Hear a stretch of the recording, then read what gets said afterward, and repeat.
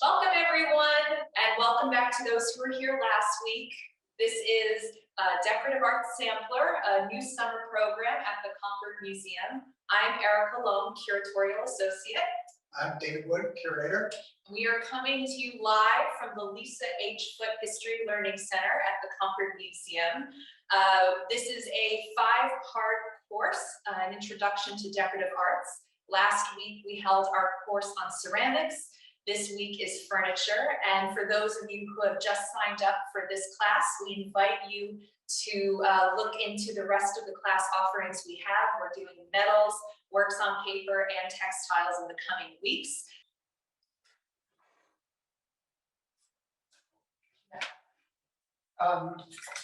So we are, this is an introductory course. We're really just mentioning topics. We don't get to explore any of them in tremendous depth here, but maybe wait till next year. But this is a great place to start with case furniture. So at the beginning, Erica mentioned we've got this basic division in the trades, in the crafts that are producing furniture of the sort that we're looking at. You've got turners and you've got joiners in the 17th century. Then in the 18th century, there's another country heard from, and that's the cabinet maker. The cabinet maker is a joiner makes things exactly the same way a barn maker makes a barn with a mortise and tenon joint. That's how they're put together. The signature of a cabinet maker is maybe the dovetail, so that flat pieces of wood are joined together at their corners with dovetails, and that gives you this convenient. This is meant for storage. This is a piece of furniture that's meant for storage, but meant for the storage of textiles. So it's basically 4 boxes in a frame, and it's the cabinet maker who's making the boxes. And I'll take one out and I'll set this aside. Interject to just say, did you see the way David took out that drawer? That's how you're supposed to do it with an antique.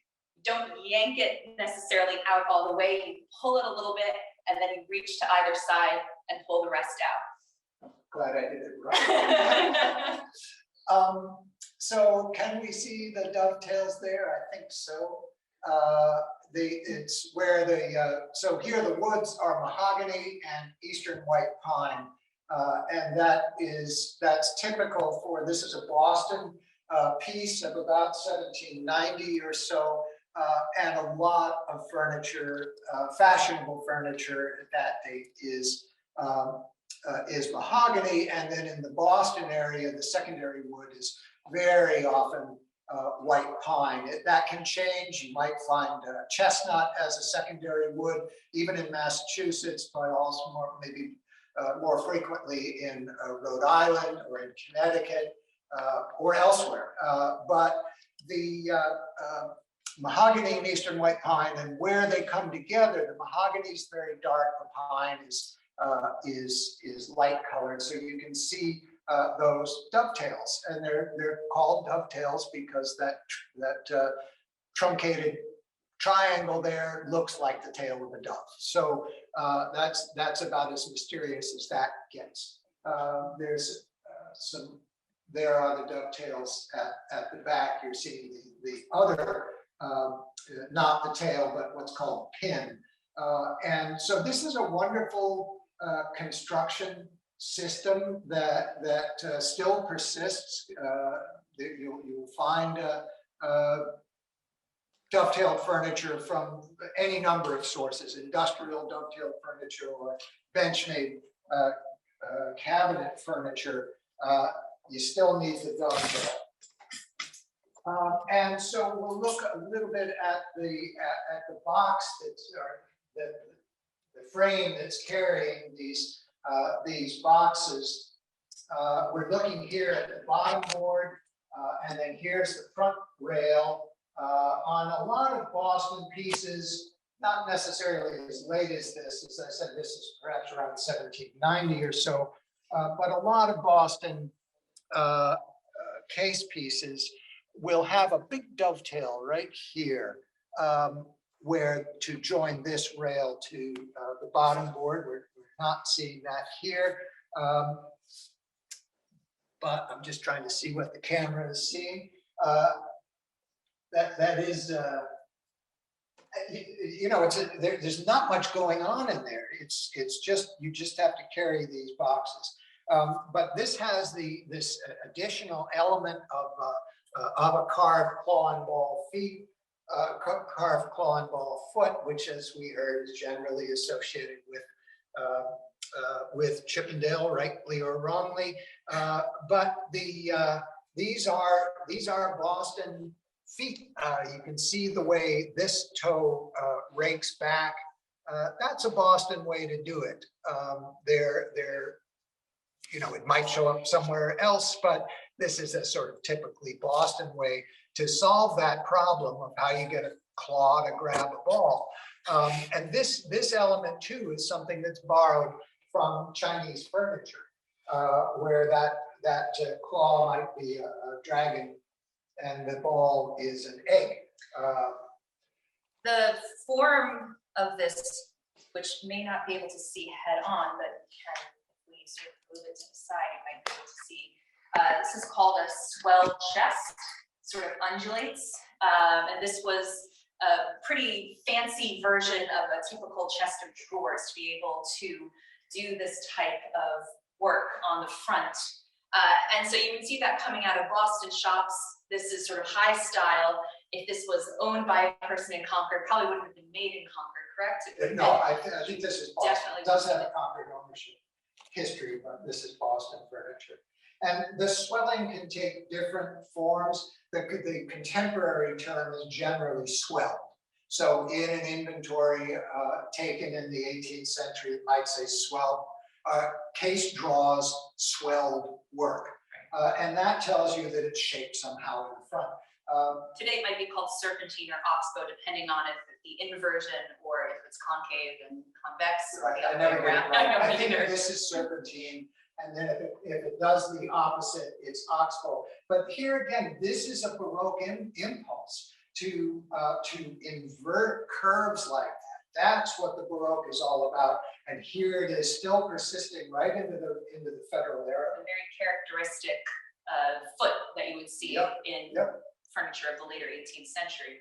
It's all branding, is sort of what I wanted to say earlier as well, that, you know, the names Chippendale, Queen Anne, all of them sort of invented by the market to help to sell furniture. So, you know, you will often see features highlighted, but when you take a sort of closer look, you will see again that persistence of certain design elements from an earlier era that, for their beauty alone and for the taste of the consumer and the market, will persist. And Boston was relatively conservative compared to other US cities. So you will often find in Boston design features that are stylistically perhaps behind the times compared to New York or Philadelphia or Newport.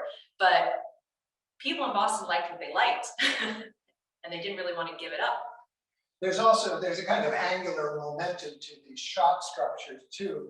And the structure of the shop is often reflected in the form itself. So we were looking at, you know, at those, at the drawer, and it's got the white pine, the thin pieces of white pine.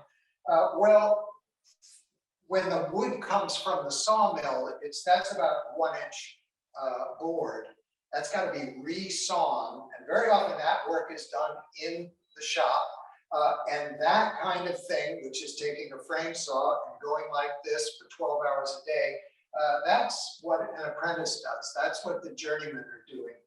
Well, a journeyman actually has more skills. A journeyman is cutting the dovetails. And what you would call the master of the shop, he's acquiring the mahogany. He's selling the chest of drawers. He's maybe not at the bench at all. And there is a hierarchy expressed in Boston furniture that's slightly absent from, say, Newport, but is very absent from the kind of furniture that Erica was talking about, the 20th century furniture. So you take this drawer out as we did. This unfortunately has got paper liners on the inside, so you can't really see. But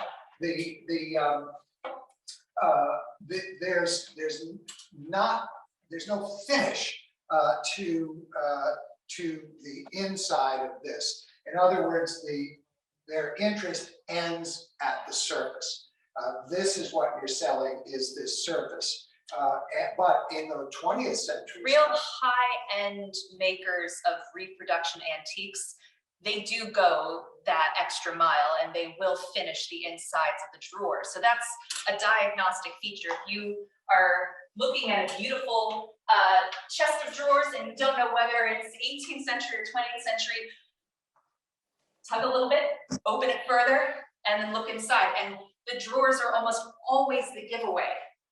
yeah, They can't lie. And that goes along with dovetails too. Often you can tell the difference between machine cut dovetails, especially something coming out of Grand Rapids or Gardner, Massachusetts, versus hand cut dovetails, which would have been done at the bench. And sometimes the reproduction is so fine that you couldn't tell the difference. And that's where you enlist the help of an expert. I think while we have it here, we might just take a look at the back of this piece. Because here again is that point about this is never going to show, this is not finished. This is the minimum. You know, this is all it has to be. But we can also see the blocking of the feet here, this other interesting feature, which is just like the way that the interior of the drawer is not as complete, finely finished as the exterior of the drawer. The front of this foot, which you see, is fully carved. The back of the foot, which you don't see, is not carved. It would spend a lifetime against a wall. Right, so you don't see it. If you're not going to see it, I'm not going to put the time in to make it. Now, not every shop thought like that. We have a Newburyport desk in the next gallery there, where these rear claw and ball feet are completely carved in the round, finished all the way back. It's like the backs of the tympanum sculpture in the Parthenon. They're finished all the way around because it's not really meant for you on the ground to see. It's meant for the gods. So yeah, but in Boston, godless place. They're not going to carve the backs of their feet. You often And yet the front ones are fully carved because you can see those as you walk around. You will often find in older pieces of furniture a number of these sort of glue blocks providing support. Sometimes they're added over the course of time to sort of keep the structure firm and held together. Newer pieces might not have the sort of Tetris-like structure of all of these glue blocks. It can be fairly complicated. It's also arbitrary in a way, exactly what shape of block and which block fits over which one. And so that's helpful if you're trying to localize things. This is a quite typical Boston foot construction, you know, combination of glue blocks there, but it can vary considerably, and as I said, because there's nothing dictating that you must have a block here or a block there. When you do find blocks in a particular conformation on more than one occasion, you're probably looking at the same shop, even though the outside might look radically different. When you look inside at some of these things, you get to piece them out. So we wanted to end with this little treat. Here's a coda. So we were talking about inlays, and this is what happens when inlays take over. This is really a fascinating piece. It's a game board, and I like to think of it as the most ornate game board in captivity, at least the New England one. And you can see these border inlays, and we are right there, we're still focusing. But do you see that lunette inlay? And that's done with hot sand that you're putting the pieces into hot sand so they slightly get scorched, and then you reassemble them and you get these you get these inlays. That's the work of a specialized inlay shop. There was a shop in Boston that seemingly did nothing but that. It used to be associated just with Thomas Seymour, but there's a guy named Todd who's using the same thing. And it seems clear that there's a shop making this stuff. If you buy the inlay, you can then put it into your piece. Inlay, like carving, becomes a very specialized skill after the Civil War. As industrial furniture production takes hold, fewer and fewer native-born cabinet makers receive the training to do this type of specialized work. And what happens, which is kind of an interesting phenomenon, is that traditionally trained cabinet makers from Europe really take on those roles, both in the factory system at the higher levels, but also in their own shops. So one sort of interesting effect of immigration in the late 19th century is that some of these techniques persist and survive, but through different hands. Interestingly, this, although the inlays were made by a professional shop, this it was amateur's work. This was made by Ebenezer Hubbard here in Concord, just about the year 1819. Eddie Hubbard is not really known.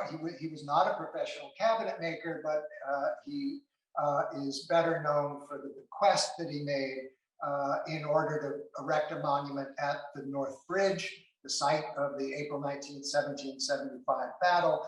And that monument was the Minuteman that was commissioned from the young Daniel Chester French. So that was Ebenezer Hubbard who's responsible for that. So we'd like to end there with a Concord example, as is our prerogative. So I want to thank everyone for coming. We are more than happy to take any questions you might have.